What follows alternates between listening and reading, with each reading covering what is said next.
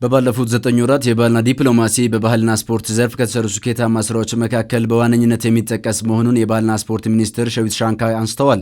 ኢትዮጵያ ያላትን በርካታ የባህልና ስፖርት እሴት ለባህል ዲፕሎማሲ ከመጠቀም አንጻር ከተሰሩ ስራዎች መካከል እሴቶችን ያስተዋወቀችበት የምስራቅ አፍሪካ የባህልና ኪነ ጥበብ ፌስቲቫል አንዱ መሆኑን ነው ለአብነት ያነሱት። በባህልና ስፖርት ሴክተር ላይ ከተሰሩ ስኬታማ ስራዎች መካከል ኢትዮጵያ ብዙ ባህል ያላት እሴት ያላት አገር ናት።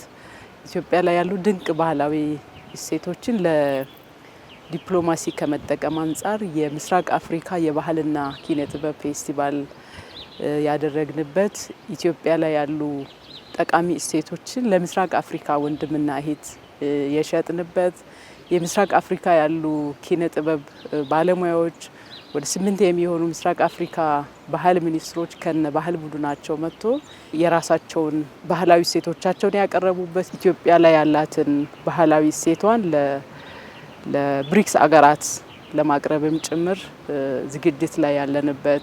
በሀገሪቱ የስፖርት ልማት ስኬታማ ለማድረግ ከህፃናት ታዳጊዎች ጀምሮ ወጣቶችን ማዕከል በማድረግ መካከለኛ ደረጃ ያላቸው 3 በ1 የሚባሉ ስታዲየሞችን መገንባታቸውን አንስተዋል። ከህፃናት ከታዳጊዎች ወጣቶችን ማዕከል ተደርጎ መሰራት ስላለበት መካከለኛ ደረጃ ያላቸው 3 በ1 የምንላቸው 2000 የሚሆኑ መካከለኛ ደረጃ ስፖርት ማዘውተሪያ ስፍራዎች የተገነቡበት 10494 የስፖርት ማዘውተሪያ ስፍራዎች ባለፉት 6 ዓመታት ከፌደራል ጀምሮ እስከ ታችኛው እርከን ድረስ የታደሰበት።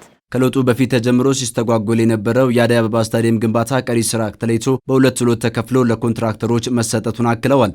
ክቡር ጠቅላይ ሚኒስትራችን በወሰዱት ኢኒሼቲቭ ከለውጡ በፊት ተጀምሮ በጣም ሲንከባለል የነበረው የአደይ አበባ ስታዲየም ግንባታ ከተጀመረ ቆይቷል።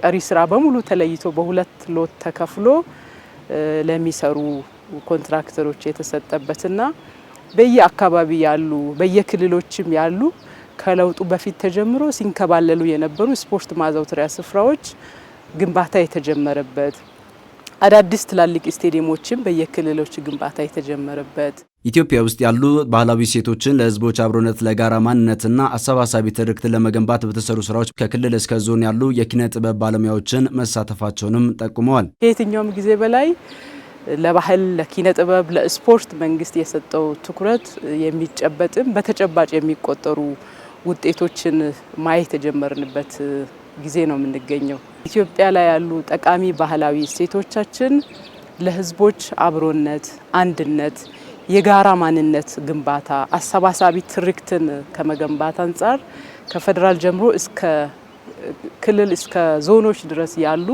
ኪነ ጥበብ ባለሙያዎች ጋር የመመካከር በጋራ የመስራት የተሻለ አፈጻጸም ያላቸውን እውቅና የመስጠት ስራዎች ተጀምሯል። ሚኒስትሯ በማብራሪያቸው ከሚያዝያ መጨረሻ ጀምሮ በብሪክስ አባል ሀገራት ኢትዮጵያ ውስጥ ያሉ ኪናዊ ውጤቶችና ባህላዊ እሴቶችን በማስተዋወቅ የባህል ዲፕሎማሲን ማጠናከር የሚያስችል ስራ መከናወኑንም አንስተዋል። በሚቀሩ 3 ወር ለየት የሚያደርግ ምንሰራው ስራ ምንድነው? ኢትዮጵያ ላይ በተለይ የባህል ዲፕሎማሲ ከማጠናከር አንጻር ኢትዮጵያ ለዓለም መሸጥ ያለባት ሌሎች ዓለማት ውስጥ የሌሉ ግን ደግሞ እኛ ጋር ያሉ የፈጠራ እሴቶች አሉንና አሁን ከሚያዝያ ከዚህ ወር መጨረሻ ጀምሮ ደግሞ ብሪክስ አገራት ላይ ኢትዮጵያ ላይ ያሉ ኪናዊ ውጤቶችን ባህላዊ እሴቶቻችን ሰርከስን የፈጠራ ምርትን ኢትዮጵያ ራሷን በባህል ዲፕሎማሲ ለዓለም የምትሸጥበት ስፖርት ከመዝናኛነት ባለፈ ለዜጎች የሥራ ዕድል የሚፈጥርና ለሀገር ገጽታ ግንባታ አስተዋጽኦ እንዲያበረክት የሚያስችሉ ስራዎችን መከናወን በቀጣይ የተያዙ እቅዶች ናቸው።